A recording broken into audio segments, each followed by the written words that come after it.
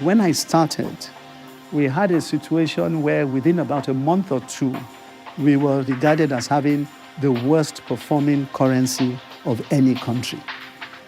6 months later, we are judged to have the best performing currency of any country.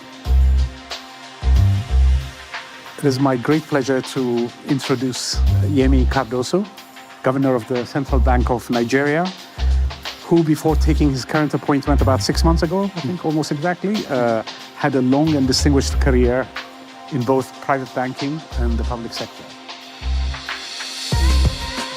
Nigeria's new administration under President Tinubu, elected last September, has been working hard to stabilize its plummeting currency and regain market confidence. But while restoring macroeconomic stability requires bold reforms, Governor Cardoso says one must never lose sight of the objectives. Whatever policies you make, if they don't impact the man on the street, then you've not done anything. In this program, Governor Olayemi Cardoso sits down with Abebe Aemro Selassie, director of the IMF African Department, to discuss what it means to head Nigeria's central bank. To put it mildly, it has been a period of much challenge and hugely important reforms in the monetary area in Nigeria. So, Governor, you inherited tightly managed and, to put it mildly, again, overvalued exchange rates, and have taken some really bold policy decisions to end the system of multiple fixed exchange rates that you had. If I could ask how you approached the sequencing of reforms, what issues gave you most cause for concern, and how you went about mitigating the risks? Thank you very much. That's quite a jam-packed question there. I will try and unpack it as best as I can. I think in terms of context, it's clear that for those who don't know, that I came in at a time of very, very great difficulty for the central bank and the monetary authorities. Of course, inflation was high and the exchange rate was under tremendous stress. And there was a crisis of confidence. And in such a situation, the biggest challenge, as far as I can see, was that of trust and the deficit in trust. People simply had the impression that things were bad. There was fear, and somehow they didn't see any end in sight to what seemed like a very gloomy situation. So it was very important to understand that, and in terms of sequencing, do whatever it was possible, take the necessary steps to begin the process of building back trust. Now, that is not something that happens overnight. And I recall that when I went for the Senate hearings, one of the things I said at the time was that I recognized the fact that there was a huge backlog of about $7 billion in forward transactions which had not been met and which seemed to provide a lot of apprehension to Nigerians. And I made a commitment to take care of them. How I was going to do that, I didn't know. But I thought it was very important to make that commitment there in order to build back the trust deficit that one was going into. And also, I had to reach out to various stakeholders, particularly the international investors. And in actual fact, the first day I started at the bank, one of the first groups I dealt with were the international investors, because they had been following activities and they were very keen to know what was going on. And I felt it was very important to continue to have that dialogue, which I did. and use that as an opportunity, as I said, to rebuild trust with people and with various stakeholders. And then, of course, the next thing in terms of sequencing was to make it abundantly clear that the era of interventions, which really hadn't taken us anywhere, were over. And that I intended to go back to orthodox monetary policy. So I think those were very, very important things to make very clear. And I think that helped, obviously, to set the stage for what came after. It was very important to continue to re-emphasize those things in the process of building trust. Of course, communication was also very key, and it has to also be sequenced. And I know that at the outset, there was concern that one was not saying enough.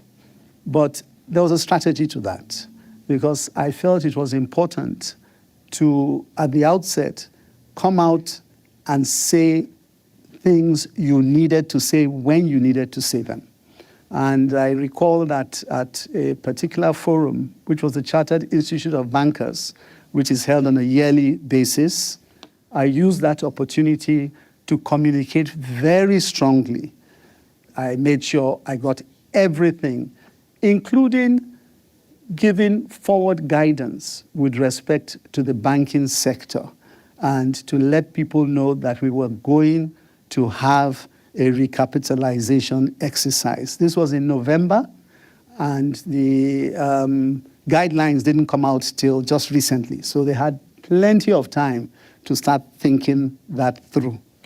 So these are some of the sequences that we went through. In terms of what kept me, some of the issues that one was concerned about and how did I approach them and all that, there was a lot of worry with respect to the excess money supply, and one had to take bold measures with respect to mopping up liquidity, and then subsequently, of course, hiking interest rates. And I know that the first monetary policy committee meeting we had, I did a 400 basis point increase, which was unprecedented. Mm-hmm.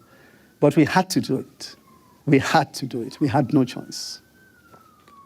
And we followed that up with another 200 basis points. And we had to do that also, because to the extent that we'd committed to price stability, we were convinced that we had to do whatever was necessary to ensure that prices and inflation the right steps were put in place to ensure that we got there. Now, in saying all this, it's also important to recognize, and I say this all the time, that whatever policies you make, if they don't impact the man on the street, then you've not done anything. Absolutely. So I have a question on that, which is, you've emphasized how important communication was, particularly bankers and other stakeholders. But exactly this point on how to influence expectations. Essentially, what you've embarked on is a shift towards an inflation targeting regime, at least we're moving in that direction. And what you're losing in a way is like the exchange rate being used as a nominal anchor, as one of the big inputs in terms of setting expectations. How is it that you're communicating with people on the streets? How is it that you're expecting and hoping to influence behavior and price setting activity? Sure. It's a very good question. And I think the answer to that is that one is also reasonable in expectations, knowing fully well that all these things will not transform overnight. In actual fact, when we look at the situation of Nigeria, a lot of the problems that have happened there in terms of the monetary side have taken place over a long period of time. And I think continuous dialogue and communication is essential in letting people understand why we're doing certain things, where we're trying to get to, and continuously going back to re-emphasize what we've done. And we will continue to do so. And in actual fact, we will strengthen we will strengthen the communication mechanisms that we have in place. We will certainly not take it for granted that people understand what it is we're doing and why we're doing that, because it is quite a complex subject, to be perfectly honest. That even for those who are the most enlightened, they sometimes struggle. So to that extent, we will do everything possible to use different platforms, as the case may be, to ensure that we can reach out to as many as possible. I do think that what we've seen recently with regards to the exchange rate, helps to give people hope, in the sense that when I started, we had a situation where within about a month or two, we were regarded as having the worst performing currency of any country. 6 months later, we are judged to have the best performing currency of any country. So I think those things speak for themselves. A situation where in the recent past, the greatest amount of liquidity on a daily basis was in the region of $200-300 million US, to a situation where over the course of the past 6 months, we've traded up to $1 billion. This is FX liquidity. Yes. So the FX liquidity has certainly, taken a center stage, quite frankly, in the activities of the monetary side. And I think people see that. They see the exchange rate coming down. They understand that, or we continue to talk about the fact that the pass-through, there's a lag. But ultimately, the objective is to ensure we can moderate inflation. Of course, in the background to the conduct of monetary policy is the fairly sizable fiscal deficit that the government runs, the federal government runs. And the financing of that deficit has been one of the sources of pressure for looser monetary policy. How is it that you're coordinating with the minister, your counterpart, Wale, in how are you calibrating policies? Have you started coordinating better? And how is it that you expect the federal government will fund itself on a sustainable basis? Yes. And another very good question, and a question that comes up quite regularly. And of course, first and foremost, let me be upfront in saying that the monetary policy is just one side of it, no question about that. And with the whole inflation targeting objective, which you spoke about earlier, we can't do it without successfully collaborating with the fiscal side. It simply will not work. So it's clear to us that we need to have a very good handshake with the fiscal side, and a handshake that takes us in the direction that we want to go to. We understand, of course, that, again, breaking that down, that the food inflation, perhaps we can use that as a good example. Food inflation is something that is not within the purview of the monetary side, but we definitely work together and rub minds together. And recently, we had some fertilizers which had come out from the previous administration, and we, pushed that over to the Ministry of Agriculture to help them, going into the next planting season with respect to meeting their overall objectives. In the NPC, we have the presence of very, very senior leadership from the fiscal side as a member of the Monetary Policy Committee in the person of the Permanent Secretary of the Ministry of Finance. And we always have very good and open dialogue on issues, so we're able to hear the different sides of the situation. And indeed, beyond that, we've set up different committees that work hand in hand with respect to ensuring that we are on the same page with respect to taming inflation. Now, I think it is also commendable that the Ministry of Finance have themselves begun that process of reducing the outstanding, monetizing the outstanding securitizing, I beg your pardon, the outstanding ways and means. And I think that is extremely commendable. And I think it's less of an issue now, so we can work better together, bearing in mind, as I said, that as we move to inflation targeting, it's going to have to be a very strong partnership for it to be successful. It strikes me that you really have achieved quite a bit over the last 6 months in office. You highlighted the overshoot and then now correction, the exchange rate. But I mean, stepping back a little bit, as a policymaker, wearing this hat, playing this very important role, what are one or two key lessons that you take away from your first 6 months in office? I cannot overemphasize the importance of trust. I cannot overemphasize it. And to be honest, when I look back on it, irrespective of the courage, the boldness to do certain things, and the understanding of issues that many may not understand by virtue of the fact that you have access to data and other things, if the trust isn't there, you will suboptimize. So it's clear to me that trust is so critical in successfully anchoring a major task like this. Trust is very, very, very important. And then in terms of lessons also, I think a bit surprising, quite frankly, that perhaps one had expected that there was a greater understanding of a lot of the issues.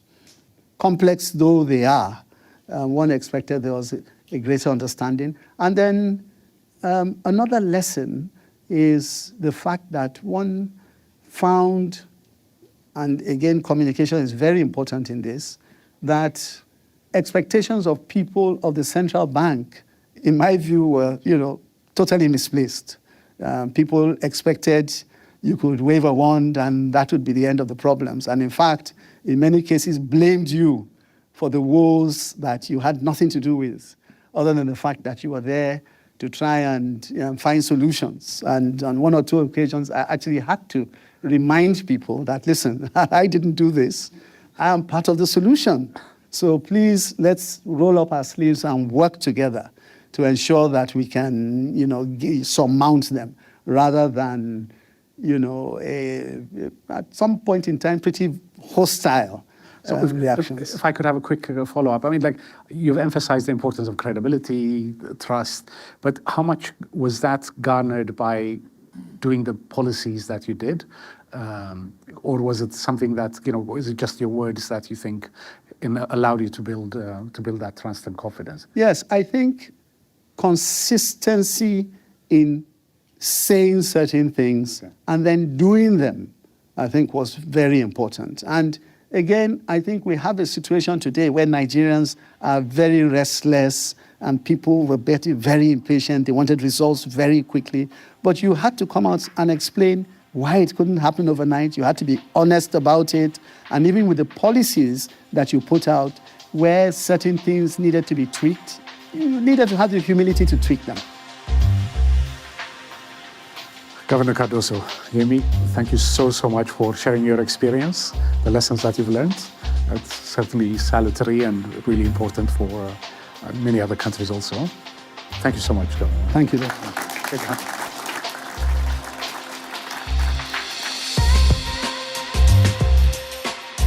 That was Governor of the Central Bank of Nigeria, Yemi Cardoso, speaking with IMF Africa Department Head, Abebe Aemro Selassie. The event took place as part of the Governor Talks series during the spring meetings in April. You can watch a webcast of the event at imf.org. And look for more of these IMF podcasts wherever you listen. You can also follow us on X, what used to be Twitter, at IMF_podcast. I'm Bruce Edwards. Thanks for listening.